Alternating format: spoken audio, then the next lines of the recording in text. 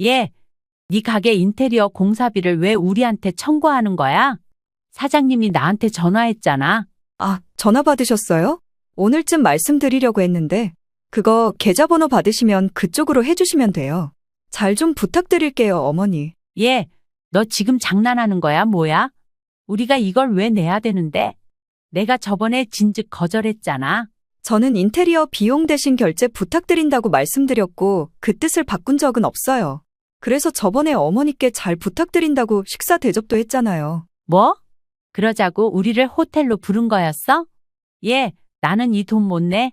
장난하는 것도 아니고 5천만 원 하는 돈을 시부모한테 물리는 게 어딨냐? 어머니, 제가 충분히 말씀드렸잖아요. 형님네는 3억 5천짜리 신혼집 해주시고, 우리는 5천밖에 안 해주셨으니까 인테리어 비용만 좀 부탁드린다고요. 그래서 몇 번이나 이유를 설명했잖아. 나도 미안하게 됐다고. 니네가 갑자기 결혼해서 집을 못 해준 거라고 말했잖아. 그니까 이번에 이렇게 해주시면 되는 거예요. 제가 뭐 3억짜리, 4억짜리 뭐 해달라는 게 아니라 한낱가게 인테리어 비용 5천만 원만 부담해달라고 말씀드린 거잖아요. 이 씨는 기가 차서 웃음도 나오지 않았습니다. 아이고, 다 필요 없다. 뭐 하자는 거야, 우리한테? 그럼 이 돈 내달라고 호텔에서 식사를 대접한 거야? 좋은 게 좋은 거라 그렇게 하자는 거죠. 틀린 말은 아니고요. 이 말을 듣자마자 이 씨는 더 이상 말을 이어갈 수 없었습니다. 분노가 치밀어 올랐고 더 이상 상대할 가치가 없다는 생각이 들었습니다. 결국 이 씨는 전화를 끊어버렸습니다. 올해 64세인 이순자 씨는 남편과 함께 인테리어 및 입주 청소 사업을 운영하며 살아왔습니다. 남편은 지병이 있어 다리를 절었지만 부부는 성실하게 일하며 생계를 유지했습니다. 오랜 시간 함께하며 쌓아온 신뢰 덕분에 고객들에게 좋은 평을 받았고 인테리어 업자들과 연계해 꾸준히 일을 이어갔습니다. 그러나 둘째 아들이 결혼하면서 예상치 못한 일이 벌어졌습니다. 이 씨 부부에게는 장남과 둘째 아들이 있었고 먼저 장남이 결혼하면서 신혼집 마련을 돕기 위해 많은 비용을 지출했습니다. 그런데 장남 결혼 후 6개월 만에 둘째 아들도 결혼하게 되었습니다. 둘째 아들의 아내가 갑작스럽게 임신을 하면서 결혼을 서둘러야 했고 이에 따라 신혼집을 마련하는 문제가 발생했습니다. 이미 장남에게 많은 지원을 해준 이 씨 부부는 둘째 아들에게까지 같은 수준의 지원을 해줄 여력이 없었습니다. 결국 신혼집 마련은 며느리의 친정에서 상당 부분을 보태면서 해결되었습니다. 이 과정에서 처가 쪽에서는 불만을 표현했습니다. 우리가 일부 보태주긴 하겠지만 원래 시댁에서 해야 하는 거 아닌가요? 이 씨 부부는 부담스러웠지만 별다른 방법이 없었습니다. 며느리는 겉으로는 알겠다고 했지만 신혼집 문제로 서운한 기색을 감추지 않았습니다. 미안한 마음이 든 이 씨 부부는 며느리와 아들에게 도움이 되고 싶었습니다. 이에 신혼집 입주 청소를 직접 해주기로 했습니다. 보통 40만 원에서 60만 원 웃도는 금액이었습니다. 그럼 우리가 입주 청소라도 해줄게. 힘든 일이니 돈 들이지 말고 맡겨. 며느리는 이 말을 듣고 환한 얼굴로 대답했습니다. 어머니, 정말요? 감사합니다. 이 씨는 그제야 조금 안심했습니다. 아무래도 신혼집 문제로 서운했던 며느리에게 조금이나마 도움이 될 수 있다고 생각했습니다. 남편과 함께 며느리의 집으로 향하며 청소를 깨끗하게 해주리라 다짐했습니다. 그러나 정작 청소하는 날 며느리는 집을 비웠습니다. 이 씨는 처음에는 급한 일이 생긴 줄 알았지만 며느리는 단순히 바쁘다는 이유로 연락 한 통 없이 자리를 비운 것이었습니다. 이 씨와 남편은 아무 말 없이 묵묵히 청소를 시작했습니다. 그러나 둘 다 나이가 있는 데다 남편은 몸이 불편한 상태였습니다. 평소 하던 일이지만 직접 청소를 해주겠다고 한 이상 힘들어도 끝까지 해야 했습니다. 먼지가 쌓인 바닥을 닦고 욕실과 창틀까지 꼼꼼하게 청소하며 하루를 꼬박 보냈습니다. 쉬는 시간조차 없이 일했지만 며느리는 청소가 끝날 무렵이 돼서야 집으로 돌아왔습니다. 고생하셨네요.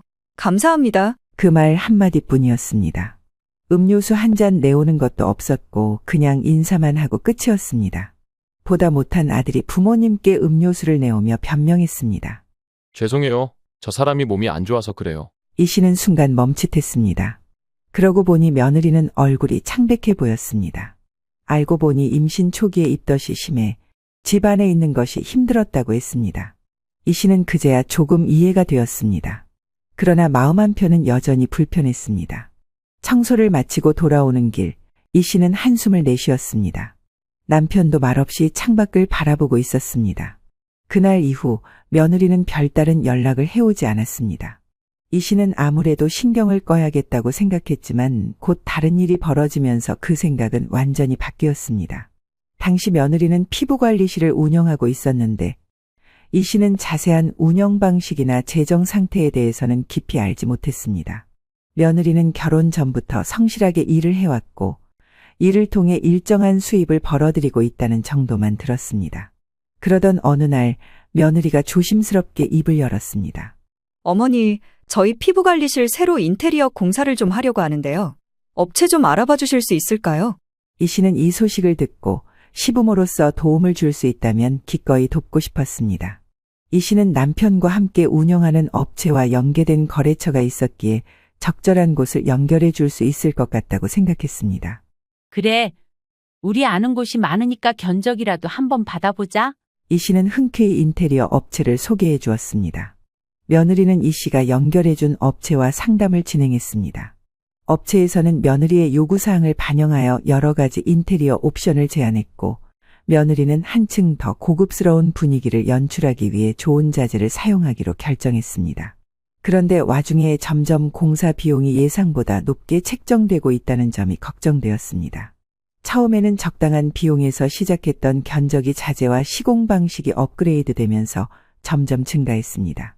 공사가 진행되면서 총 비용이 5천만 원에 달한다는 견적이 나왔습니다. 이 씨는 예상보다 높은 금액에 놀랐지만 며느리는 전혀 개의치 않는 듯 보였습니다. 하지만 공사를 계획한 며느리가 어느 정도 자금을 준비했을 거라고 생각하며 별다른 의심 없이 상황을 지켜보았습니다. 그러나 며느리는 며칠 후 이 씨 부부를 찾아왔고 예상치 못한 말을 꺼냈습니다. 어머니, 아버님, 이번에 저희 가게 인테리어 비용인데요. 이것 좀 도움을 받을 수 있을까요? 이 씨는 순간 귀를 의심했습니다. 처음 며느리가 인테리어를 한다고 했을 때 단순히 인테리어 업체를 소개해달라는 부탁이라 생각했습니다. 하지만 이제 와서 큰돈을 요구하는 것이 이해되지 않았습니다. 잠깐, 우리더러 비용을 내달라는 얘기냐? 예, 그건 어렵다. 소개해달라는 말 아니었니? 이 씨는 며느리를 바라보며 조심스럽게 물었습니다. 그러자 며느리는 한숨을 쉬며 서운한 기색을 감추지 않았습니다. 어머, 저 이 정도는 당연히 알아들으셨을 거라고 생각했는데 비용도 부탁드릴 겸 업체를 알아봐 달라고 말씀드린 거예요. 아니면 제가 따로 알아봤겠죠. 뭐? 나는 전혀 그쪽으로 생각 안 했어. 네가 언제 인테리어 비용 얘기를 했어?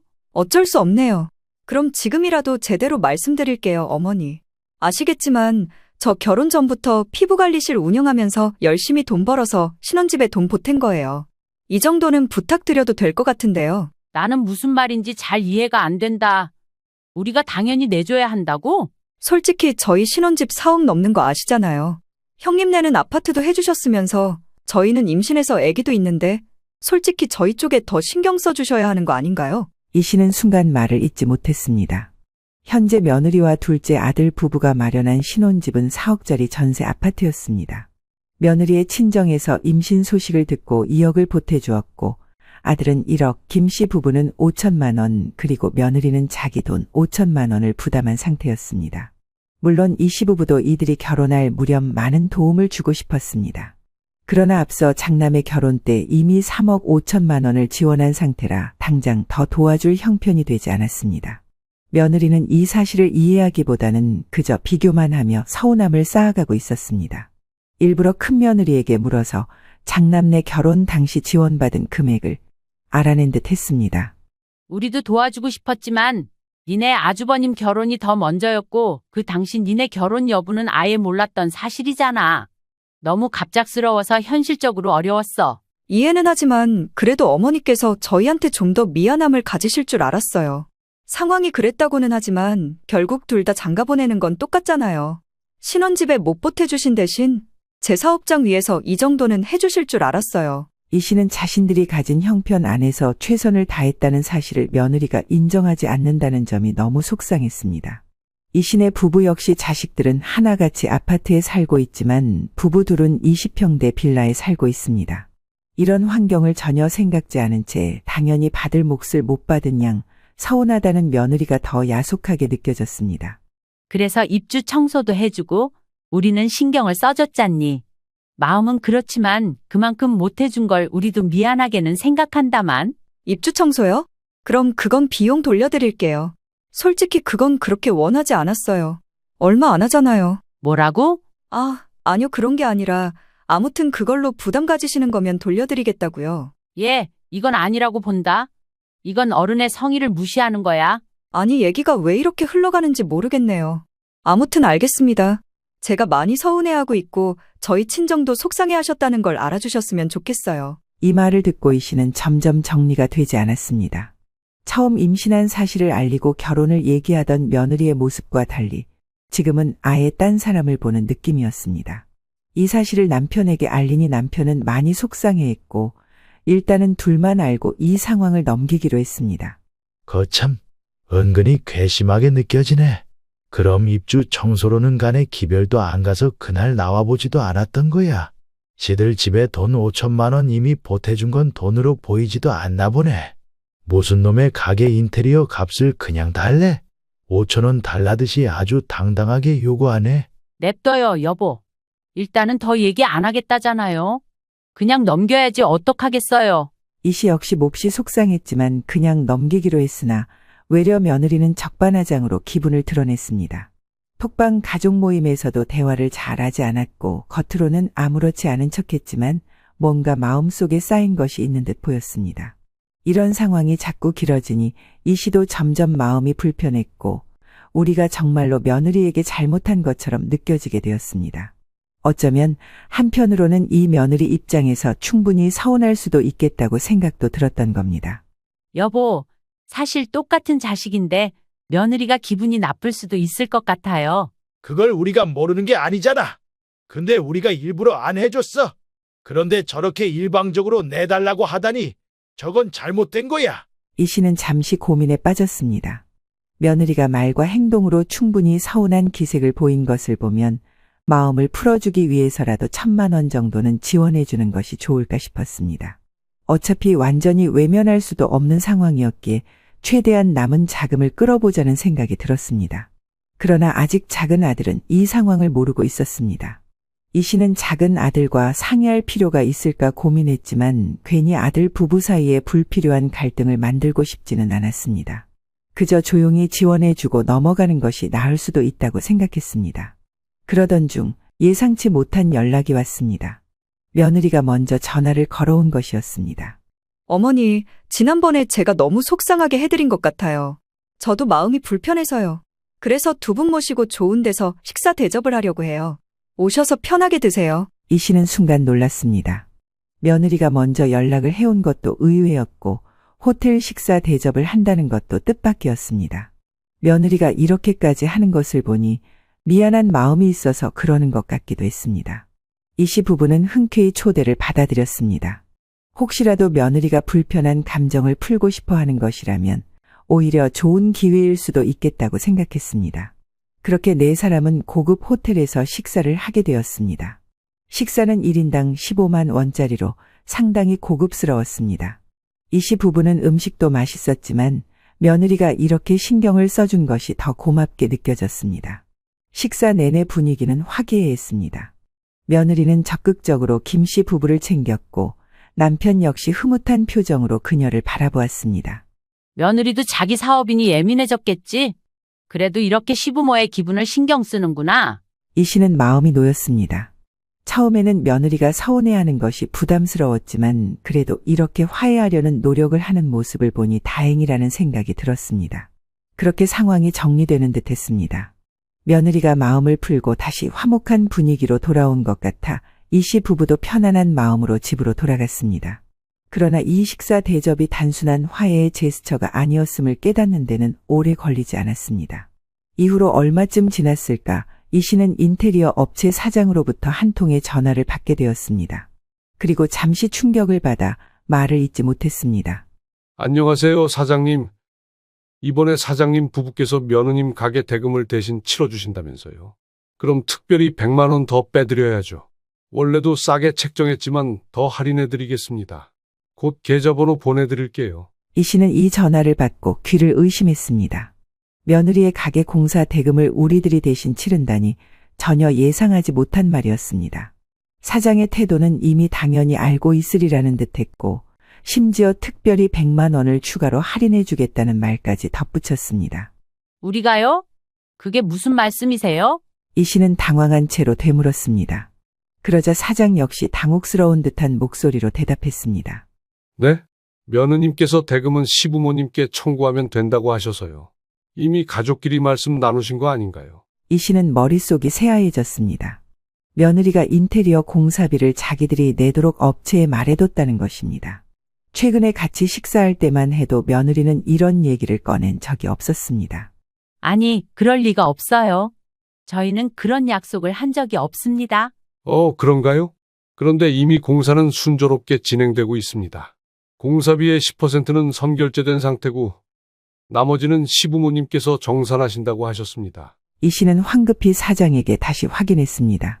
그 10%는 정확히 얼마나 되는데요? 총 공사비가 5천만 원이니 500만 원 정도입니다. 이 씨는 기가 막혀 말이 나오지 않았습니다. 며느리는 전체 공사비 중 500만 원만 납부한 상태였고 나머지 4,500만 원은 아무렇지도 않게 시부모에게 떠넘긴 것이었습니다. 그럼 나머지 금액을 우리가 낼 거라고 확실하게 말했다고요? 네. 며느님께서 시부모님께서 해주시기로 했다고 하셨습니다. 저희도 신뢰 관계 때문에 계약을 진행한 거고요. 이 씨는 핸드폰을 쥔 손이 덜덜 떨렸습니다. 며느리는 이 사실을 자신들에게 한마디도 하지 않았고 그저 공사가 진행되도록 만들고 나중에 기정사실화시키려 했던 것입니다. 그제야 며느리가 왜 갑자기 호텔에서 식사를 대접했는지 떠올랐습니다. 이걸 미리 이야기했으면 절대 받아들이지 않을 걸 알고 기분 좋게 만들어 놓고 나중에 통보하려던 거구나. 이 씨는 깊은 한숨을 내쉬며 사장에게 단호하게 말했습니다. 죄송하지만 저희는 그런 약속을 한 적이 없습니다. 저희가 돈을 낼 생각도 없고요. 며느리가 착각한 것 같습니다. 사장은 당황한 듯 말을 더듬었습니다. 아, 그러시군요. 그럼 저희는 어떻게 해야 하나요? 이미 공정이 30% 이상 진행된 상태라 중단할 수도 없고 며느님도 이를 알고 계실 텐데요. 이 씨는 속이 터질 것 같았습니다. 며느리는 이미 이 모든 것을 예상하고 자신들이 돈을 내지 않을 도리가 없도록 만든 것이었습니다. 하지만 이대로 넘어갈 수는 없었습니다. 일단 며느리와 다시 이야기해 볼게요. 업체 측에서는 지금 바로 중단하지 마시고 며느리와 대금 문제를 다시 확인해 주세요. 저희는 결코 이 비용을 대신 낼 생각이 없습니다. 전화를 끊고 난 후 이 씨는 깊은 한숨을 내쉬었습니다. 이 씨는 며느리가 자신들의 신뢰를 악용해버린 이 황당한 상황을 더는 참을 수 없었습니다. 예, 네 가게 인테리어 공사비를 왜 우리한테 청구하는 거야? 사장님이 나한테 전화했잖아. 아, 전화 받으셨어요? 오늘쯤 말씀드리려고 했는데 그거 계좌번호 받으시면 그쪽으로 해주시면 돼요. 잘 좀 부탁드릴게요, 어머니. 예, 너 지금 장난하는 거야, 뭐야? 우리가 이걸 왜 내야 되는데? 내가 저번에 진즉 거절했잖아. 저는 인테리어 비용 대신 결제 부탁드린다고 말씀드렸고 그 뜻을 바꾼 적은 없어요.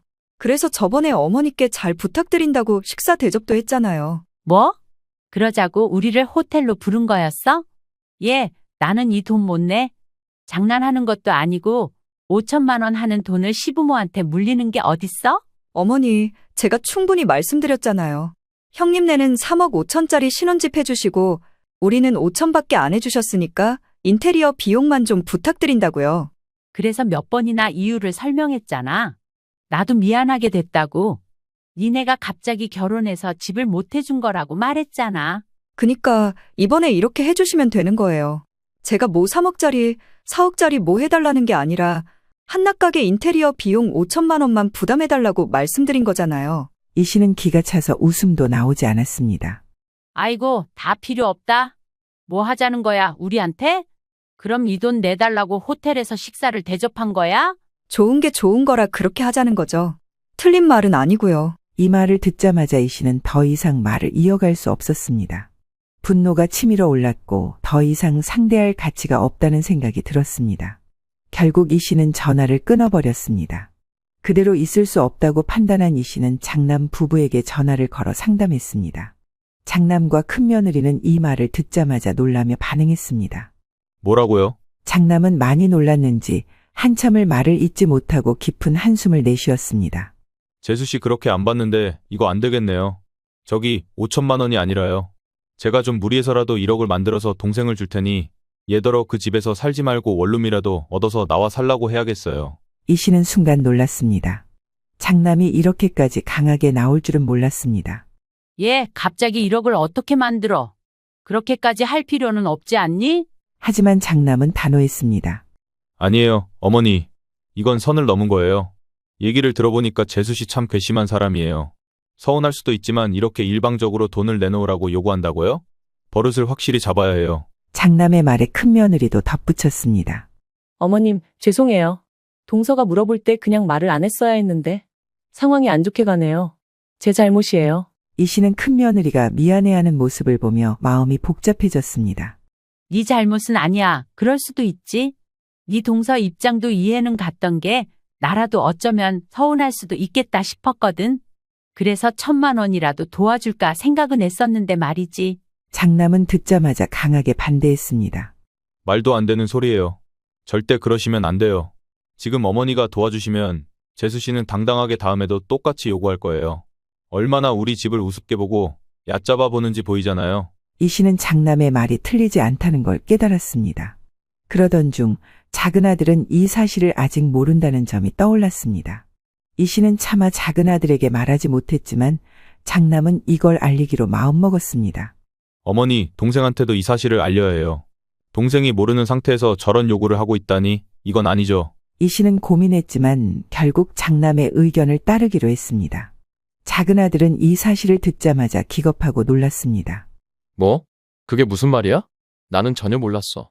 나한테 상의도 안 하고 부모님께 그런 말들을 했다고? 아들은 믿을 수 없다는 듯 다시 물었고 장남이 상황을 설명하자 얼굴이 점점 굳어졌습니다. 그래. 그리고 재수 씨는 심지어 어머니한테 우리랑 차별한다는 식으로 말을 했대. 남편인 너한테는 입도 뻥긋 안 하고 뒤로는 어머니한테 못되게 말하고 있던 거지. 아들은 충격을 받은 듯 아무 말도 하지 못했습니다. 하지만 곧 이를 악물며 단호하게 말했습니다. 왜 저한테 말을 안 하셨어요? 저는 이 상황을 도저히 참을 수가 없네요. 안 되겠어요. 제가 해결할게요. 걱정하지 마세요. 이 씨는 아들의 단호한 표정을 보며 결국 이 문제가 더 이상 조용히 넘어갈 수 없게 되었음을 깨달았습니다. 아들은 곧장 며느리의 가게로 향했고 작정하고 이야기를 꺼냈습니다. 당신, 내가 왜 이런 얘기를 우리 형이나 어머니께 돌려서 들어야 하는지 모르겠어. 우리 어머니한테 공사 대금을 내달라고 했다며? 형네 집이랑 비교하면서? 그러자 며느리는 순간 당황하는 기색을 보이더니 곧바로 목소리를 높였습니다. 아니, 그게 뭐 못할 말이야? 그걸 누가 얘기한 거야?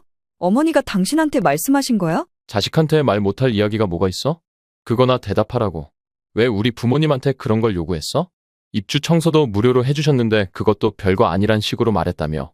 나 진짜 당신한테 실망이다. 보자 하니까 진짜 이럴래? 당신은 지금 내 편을 들어야지 왜 부모님 얘기를 해? 솔직히 까놓고 말해서 집은 원래 남자 쪽에서 해오는 거잖아. 근데 우리는 친정에서 보태준 비율이 더 많고 나는 그 부분이 좀 서운했다고. 서운하면 나한테 얘기할 것이지 왜 엄한 우리 부모님한테 그러냐고. 그것도 나 모르게 말하는 게 맞아? 둘의 실랑이는 점점 커지면서 좀처럼 상황은 좋아질 기미가 보이지 않았고 아들은 급기야 크게 화를 냈습니다. 당신이 우리 부모님한테 한 짓을 생각하면 나는 너무 화가 나. 당장 우리 부모님께 사과해. 얼른 전화드려. 그리고 공사대금은 내가 조금 보태던지 할 테니까 우리끼리 해결하는 거로 해. 그러나 며느리는 고개를 젓고 단호하게 말했습니다. 나는 사과 안 해. 절대 안 해. 내가 잘못한 게 뭐가 있어. 그리고 내가 왜 돈을 내야 하는데. 아니, 그 정도도 시댁에 요구 못 해? 아들은 한숨을 내쉬더니 한참 동안 아무 말 없이 며느리를 바라보았습니다. 그러다 마침내 낮은 목소리로 말했습니다. 당신 진짜 최악이다. 사과도 못하겠고 돈도 끝까지 받아내야겠다는 거지? 응. 나는 둘 다 내가 원하는 대로 받아야지 기분이 풀릴 것 같아. 내가 왜 사과를 해? 그럼 당신 마음대로 해. 난 내일 당장 원룸을 알아볼 거야. 며느리는 그제야 순간 당황한 표정을 지었습니다. 하지만 이내 다시 기세등등하게 나왔습니다. 원룸이라고? 진짜 한심한 소리 하고 있네. 지금 임신한 아내를 두고 남자가 돼서 지 엄마 아빠 편들면서 이러고 있는 거야?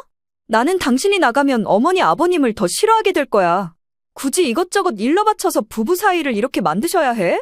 며느리는 끝까지 자신이 억울한 피해자라는 듯한 태도를 보이며 잘못을 인정할 생각이 전혀 없어 보였습니다. 아들은 이내 한마디도 더 하지 않고 안방으로 들어갔습니다. 그리고 곧장 짐을 싸기 시작했습니다. 며느리는 물건들을 쾅쾅 내려치며 있는 대로 성질을 냈으나 아들이 정말로 짐을 싸고 집을 떠날 준비를 하는 모습을 보자 점점 불안한 기색을 보이기 시작했습니다. 진짜 나갈 거야? 그대로 나가면 이혼이야. 며느리는 눈을 크게 뜨고 아들을 노려보며 소리쳤습니다. 아들은 아무런 망설임 없이 대답했습니다. 이혼? 진짜 당신은 하고 싶은 대로 다 말하는구나. 정 그렇다면 어쩔 수 없지. 우리 부모님한테도 그따위로 말했나 보네. 맘대로 해. 이혼이 정답이면 그렇게 해야지. 며느리는 순간 당황한 듯 했지만 곧 다시 목소리를 높였습니다. 뭐? 장난해? 진짜 이혼한다고? 그럼 애기는 어떡하려고? 아들은 짐을 싸던 손을 잠시 멈추고 며느리를 바라보았습니다. 내가 이혼하자고 했어? 당신이 먼저 꺼낸 이야기잖아. 난 더 이상 이 상황을 보고 있을 수 없어. 대신 아이가 태어나면 양육비는 책임지고 최선을 다할게. 그렇게 정리하자. 뭐라고? 그 부분은 나중에 협의하고 나는 이만 나가볼게. 여기 더 있기 싫어. 아들은 다시 짐을 정리하며 차분하게 말했습니다. 며느리는 여전히 화난 표정이었지만 아들의 태도가 흔들림이 없자 점점 불안한 기색이 역력해졌습니다. 며느리는 설마 하는 마음으로 아들을 쳐다보았습니다. 자신이 사업도 잘하고 있고 집도 있고 심지어 아기도 있으니 남편이 무조건 자기 편을 들 거라 생각했기 때문이었습니다. 하지만 아들의 태도는 단호했고 며느리는 점점 불안해졌습니다. 당신 진짜야? 나가면 진짜 끝이라고. 아들은 대답도 안 하고 당장 필요한 짐들을 챙겨서 가방을 두둑히 한 다음 그대로 현관 밖으로 나갔습니다. 며느리는 본인의 남편이 진짜 신혼집에서 짐을 빼는 모습을 보자 넋이 슬쩍 나가버렸습니다. 이혼이 현실이 될지도 모른다는 두려움이 서서히 다가오기 시작한 것입니다. 왜냐하면 이 집을 자신이 일부 보태서 마련한 건 맞지만 정작 아들이 떠난다면 모든 것을 혼자 감당해야 합니다. 이혼하고 나가면서 집과 관련된 대금도 나눠야 할 것이고 무엇보다 아기도 혼자 책임져야 하는 상황입니다. 그래도 부부끼리는 사이가 나쁘지 않았는데 하루아침에 이런 상황이 되어버렸습니다. 그러고 이날 반나절쯤 지나 며느리의 휴대전화가 울렸습니다. 인테리어 업체 사장이었습니다. 사장님, 시어머님과 얘기를 나눴는데 그쪽 혜택 없이 그냥 가격 청구를 해달라네요. 연결되어 있던 거래처들도 다 빼달라고 하시고요. 그래서 말인데 그럼 저희도 원자재 가격이 더 붙을 수밖에 없거든요. 다시 새로운 가격으로 청구할게요. 계좌번호 다시 보내드릴 테니 입금 부탁드립니다. 며느리는 황급히 전화를 붙잡고 말했습니다.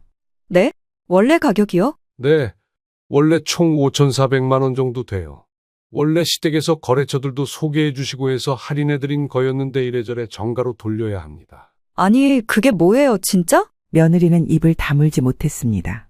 원래 시댁에서 일부 부담해 줄 거라고 확신한 상태에서 계약을 진행했는데 이제 와서 이 모든 금액을 본인이 감당해야 하는 처지가 되어버린 것이었습니다.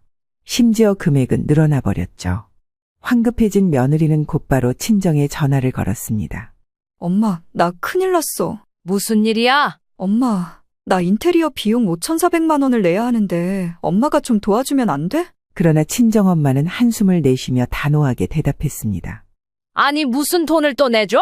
미쳤나봐 얘가. 집 해준 지 얼마나 됐다고? 엄마, 내 얘기 좀 들어봐. 신혼집부터 우리 쪽에서 다 했잖아. 우리 돈 2억이나 들어갔는데 시댁은 고작 5천만 원밖에 안 냈다고. 그래서 내가 어머니 아버님한테 이거 좀 해달랬는데 안 해주신다잖아. 그럼 네가 다짜고짜 그냥 해달란 거야. 네 시댁에서 해준다는 게 아니고. 난 당연히 해주실 줄 알았어. 그래서 어떻게 된 거야 지금 상황이? 몰라, 남편이 자꾸 지네 엄마 아빠 편들면서 나더러 기분 나쁘다고 이혼하재. 이게 말이 돼? 아이고 나 진짜 머리 아프다. 왜 일이 그렇게 된 거야? 네 남편이 진짜 그러재? 아니 근데 진짜 짐을 싸서 나가기는 했어. 화가 많이 난 것 같은데 나더러 진짜 이혼하자고 막 짜증을 내더라고. 됐고 나는 모르겠다. 아니 일을 왜 그렇게 만들어? 너 남자가 이혼하자고 마음먹은 거면 되돌리기 힘들어. 더군다나 자기 부모님이랑 엮인 일이면 집을 그만큼 여자가 해갔으면 얼마든지 잘 살 수 있는 방법이 많은데 미련하게 이혼이나 당하고 아이고 나는 모르겠다. 그렇게 친정엄마는 전화를 끊어버렸고 며느리는 멍한 표정으로 휴대전화를 내려놓았습니다. 그제야 현실이 뚜렷하게 다가왔습니다. 신혼집에 들어간 돈도 감당해야 하고 인테리어 비용도 혼자 부담해야 하고 이혼이 현실화될 수도 있다는 것이죠. 이제 며느리는 슬슬 자기가 처한 현실을 피부로 깨닫기 시작했습니다. 지금까지 자신이 한 행동들이 결국 자업자득이라는 것을. 다음 날 이 씨의 아들은 남은 짐을 가지러 아침 일찍 신혼집에 들렸습니다. 어제 밤에도 며느리는 끝까지 잘못을 인정하지 않았기에 더 이상 대화할 의미가 없다고 생각했습니다. 하지만 문을 열자마자 며느리는 초췌한 얼굴로 서 있었습니다. 여보, 잠깐만, 제발, 나랑 이야기 좀 해. 아들은 멀뚱히 며느리를 바라보았습니다. 단호하게 떠나겠다고 결심한 이상 더 이상 그녀의 변명을 듣고 싶지 않았습니다. 하지만 며느리는 그를 놓아주지 않았습니다. 이제 와서 무슨 얘기를 하려고? 며느리는 눈물을 뚝뚝 흘리며 떨리는 목소리로 말했습니다. 내가 잘못했어. 임신하고 예민해져서. 미안해. 아들은 여전히 차가운 얼굴로 그녀를 바라보았습니다. 그런 건 이유가 안 돼. 그건 그냥 당신 성품이야. 이상한 핑계 대지 마. 그리고 사과한다고 해서 지금까지 했던 게 없던 일이 되는 건 아니야. 알았어, 여보. 미안해. 뭐든 다 인정하고 다 사과할게. 제발 기회를 줘. 어머니, 아버님께도 직접 사과할게. 잘못했다고 빌 거야. 아들은 깊은 한숨을 내쉬었습니다. 사실 그는 처음부터 아내와 끝까지 함께하고 싶었습니다. 부모님과도 무던한 관계를 유지하는 걸로 보였던 아내가 알고 보니 부모를 무시했고 돈도 요구했다는 사실을 듣고 실망을 넘어 경악했습니다. 이런 사람과 앞으로 계속 함께 살아도 괜찮을까 하는 의문이 들었고 그 의문은 지금도 완전히 해소되지 않았습니다. 정말 후회하는 거야? 며느리는 급하게 고개를 끄덕였습니다. 나 입주 청소비도 따로 마련해서 어머니, 아버님께 드릴게. 그리고 가게 인테리어 비용도 내가 어떻게든 감당할게. 다시는 그런 말 안 할게. 그러니까. 아들은 다시 한번 며느리를 바라보았습니다. 그녀의 표정에는 간절함이 가득했습니다. 제발 나랑 우리 아기를 두고 떠나지 마. 한참을 고민하던 아들은 마침내 입을 열었습니다. 일단은 알겠어. 부모님께 제대로 사과해. 앞으로 다시는 우리 부모님한테 그런 짓 안 한다는 약속도 해야 돼. 정말 그럴게. 아들은 아직도 불안한 마음이었지만 며느리에게 한 번의 기회를 주기로 했습니다. 그리고 곧장 며느리와 함께 이 씨 부부의 집으로 향했습니다. 이날 이 씨는 며느리가 직접 찾아온 것을 보고 잠시 놀랐습니다. 며느리는 평소와 달리 고개를 푹 숙이고 있었고 손에는 현금이 든 봉투를 들고 있었습니다. 어머니, 아버님, 안녕하세요. 드릴 말씀이 있어서 이렇게 왔어요. 며느리는 한숨을 내쉬며 무릎을 꿇었습니다. 이 씨는 며느리가 이렇게까지 나오는 모습이 처음이라 어색하기도 했습니다. 임신하고 예민해져서 서운한 게 많았는데 저도 모르게 부모님께 잘못된 행동을 했어요. 정말 죄송합니다. 며느리는 봉투를 조심스럽게 내밀었습니다. 입주 청소비예요. 처음부터 당연하게 받아들이지 말았어야 했는데 그땐 제가 너무 철이 없었어요. 이 씨는 묵묵히 봉투를 받아들었습니다. 옆에서 지켜보던 남편도 별말 없이 자리를 지켰습니다. 할 얘기가 그거야? 우린 워낙에 기분이 상했고 많이 실망했어. 너랑 하고 싶은 얘기도 없다. 이 씨는 냉정하게 말했습니다. 며느리는 당황한 듯 얼굴을 들었지만 이 씨의 단호한 표정을 보고 아무 말도 하지 못했습니다. 하지만 니들 부부가 사는 데에는 지장이 없었으면 좋겠다. 그건 우리랑 상관없으니까 네가 정말 반성했다면 행동으로 보여줘라. 말로만 죄송하다고 하지 말고. 네, 어머니. 알겠습니다. 정말 그럴게요. 이 씨는 며느리를 바라보며 말을 이었습니다. 앞으로 돈 문제는 알아서 해결해라. 우리는 더 이상 개입하지 않을 거야. 니들 신혼집 해주신 친정부모님께 감사하면 그쪽에 잘하면서 살아. 못해준 우리한테 바가지 긁어가며 쪼아대지 말고. 못해주고 싶은 부모가 어디 있어? 며느리는 고개를 끄덕이며 다시 한번 고개를 숙였습니다. 우린 아직 완전히 용서한 게 아니야.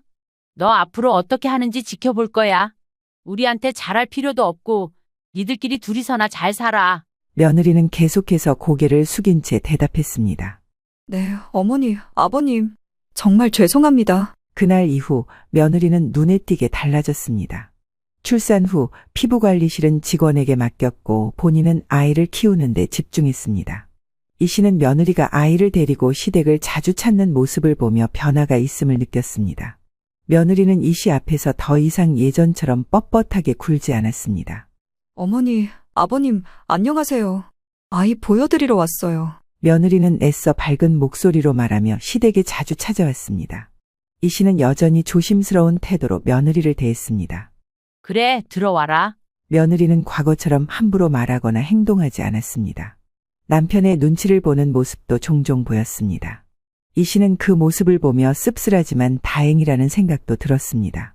며느리가 크게 변한 건 아니지만 적어도 이제는 감히 시부모에게 대들지 못하고 한 발 물러서서 행동하고 있습니다. 이 씨는 남편과 함께 여느 때와 다름없이 일하며 일상을 살아가고 있습니다. 여전히 입주 청소일에 열중하며 열심히 본인들의 하루하루를 만들고 정리하며 그렇게 살아가고 있습니다.